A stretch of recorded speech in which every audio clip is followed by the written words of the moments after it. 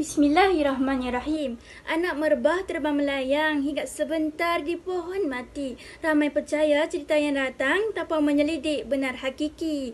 Assalamualaikum dan salam sejahtera. Saya Nurul Aina Hafidah binti Muhammad Hafizan dari Sekolah Menengah Kebangsaan Permata Rawa. Pada hari ini, saya akan mengulas sebuah buku yang sangat menarik, iaitu Ini Semua Mitos hasil tulisan Ani Roslan.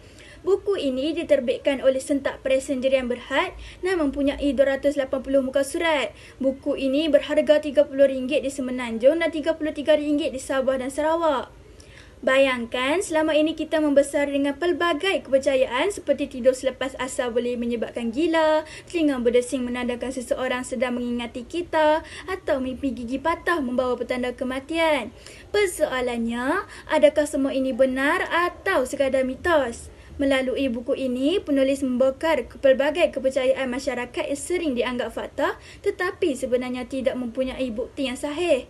Antara mitos yang dibincangkan ialah roh orang mati akan pulang ke rumah selama 40 hari, perempuan mempunyai 9 nafsu dan 1 akal, serta kisah Nabi Yusuf berkahwin dengan Zulaikha yang sering disebarkan tanpa sumber yang tepat.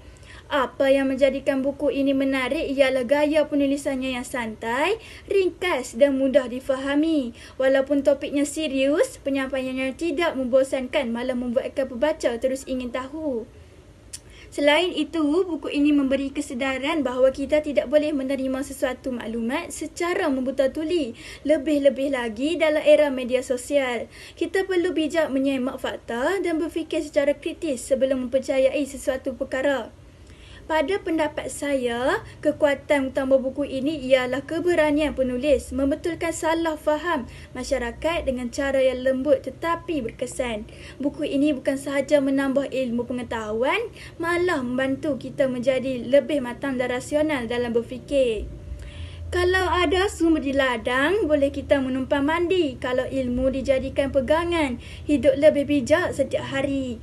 Kesimpulannya, saya sangat mengesyorkan buku Ini Semua Mitos kepada semua pelajar dan masyarakat kerana kandungannya yang sangat bermanfaat dan mampu membuka minda kita supaya lebih bijak menilai sesuatu maklumat. Sekian, terima kasih.